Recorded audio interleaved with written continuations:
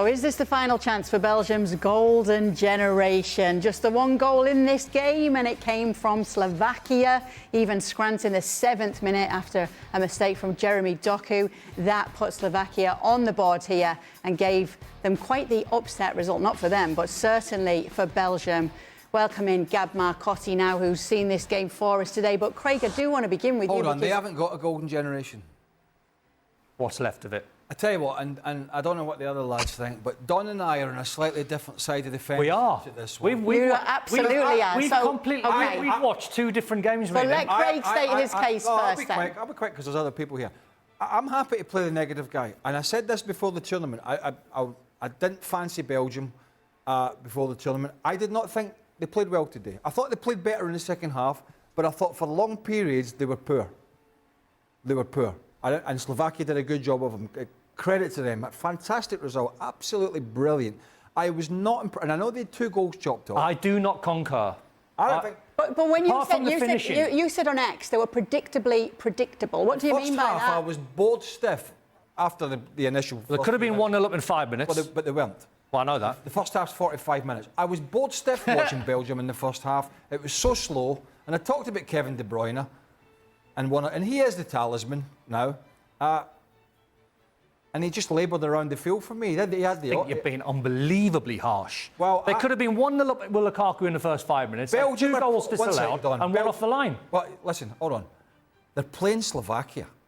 But they could have scored 4. They're playing Slovakia. They did not. They got better. How the man of the match today, Martin Dubravka, the goalkeeper. And I would expect that So that tells you. When a team that's ranked 3rd by the FIFA rankings, which is a lot of nonsense, is playing Slovakia, I would expect their goalkeeper to when a goalkeeper like Dubravka gets man of the match, it tells you that the opposition have tested him. Slovakia were leading the game, and like most sides do that are the underdogs, you start to sit deeper, you invite pressure. Belgium made some substitutes, they had a bit more pace about them, and obviously they had 2 goals chopped off. One was offside, you can't be offside, clearly.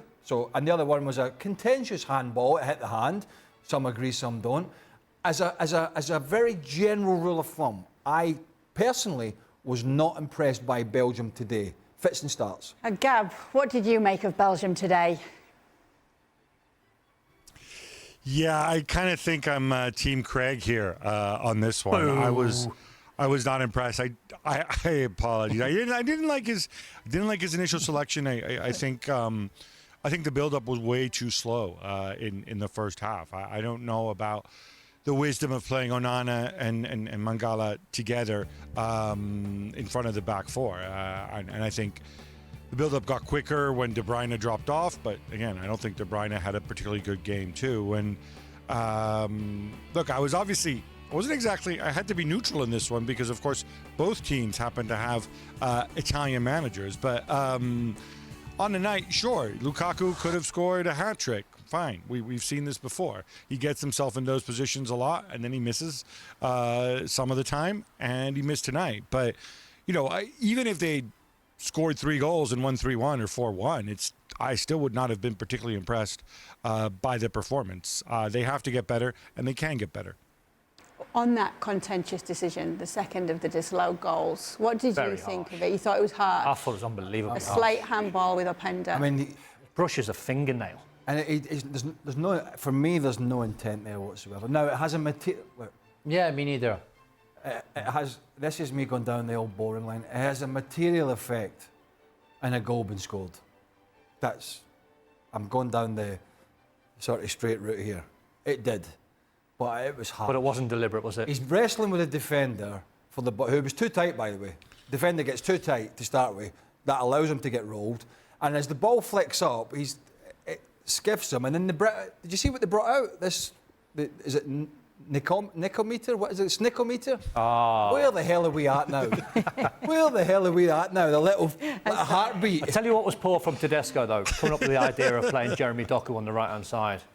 Second half, when he played him on the left-hand side, the fullback was 37. Why didn't they know that at the start of the game? Why did they understand that Doku's best position for Man City is on the left-hand side? Why try and shoehorn him into the side on the right side? He was really good the first 50 minutes. He was at fault for the goal that they give away, but he was bright when he was going forward. put him in his best position against a 37-year-old. The best would have player- had him on toast. The best player in the field for long periods for me was Dubravka. was Slovakia. Yeah. Yeah, he just was terrifically composed in the midfield for Slovakia. I know he plays for Napoli. I know he plays for Napoli. He's a good player. I know he's a good player. But it's different when you go in and you're not playing with as good a players as he does generally in Serie A. And the way that he was able to sort of control things, particularly in the first half, for Slovakia was excellent. Frank?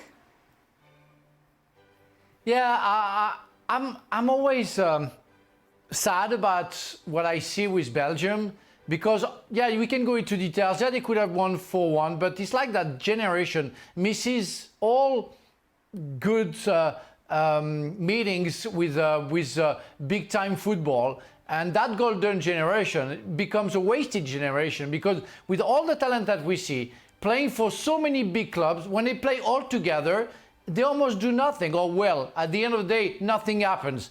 But it's true that today, when you see the squad, you say, "What? How come Doku doesn't play?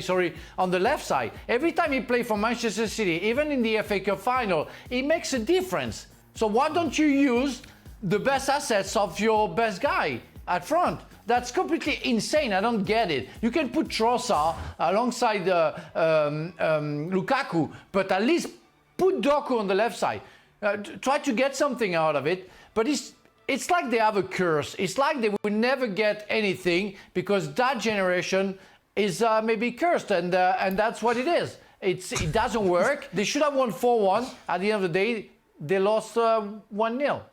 Gab, what do you think Tedesco's going to do now? You think he's going to probably make at least 3 or 4 changes? And what cards could he play to improve this Belgian side? I think he will make changes. I think certainly one of them is going to be in the middle of the park. I think Onana stays. I think Mangala will probably be the one to miss out. He also has the option of seeing if he can get the Prince, Charles de Ketelaere, involved.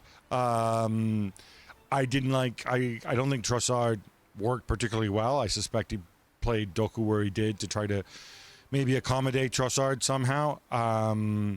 But I think he needs to give a lift because, look, you guys have all played the game. You've had games where you say, oh, we could have scored 3, but we were nowhere near our potential. And we didn't like the way we played. And I think that was definitely the vibe that came off the Belgian players post-game. Well, he must be under a fair... I mean, Tedesco, as a general rule of thumb here, he's in off the back of Martinez, who didn't end well.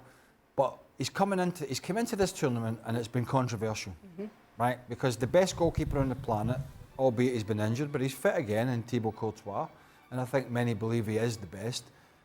He's not here. Now, that's not the reason that Belgium lost, but it is a stick to beat the manager with if this doesn't go well, that he hasn't managed the situation particularly well. No matter who's to blame, whether it's Courtois being a big kid or the manager doesn't want to play ball and, secede any ground, doesn't matter. I would imagine the Belgian media, like every media, whether it be English, Scottish or Italian, is that they're looking for a scapegoat. And that's one thing that Tedesco's got that he needs to put right. The players need to perform for him, not only to qualify, but to put away this, well, you didn't manage this session. We've gone into this tournament already negative because you didn't take the best player, you didn't do this, you didn't do that, and your team selection today wasn't this, that, or the next thing. So he's already behind the 8 ball going into his match day 2, which is going to be intriguing to see his team selection. Tielemans might be the answer. Yuri Tielemans, because I look at Mangala, not had a great season for Forest. Yeah. Not particularly technical. He's a good player to get around the pitch. He can put his foot in. Good awareness in terms of the position that he plays. And then Onana, Everton, didn't really get in the side towards the latter part of the season. There might be an offer coming for him. And I think out of all the players at Everton, Pickford, Branthwaite, all of them, the one I think, certainly from the fans' point of view, they wouldn't mind seeing going for big money is Andre Onana. So those two, if they are going to stay in the side, they need the help of someone like Yuri Tielemans, who's a lot more technical.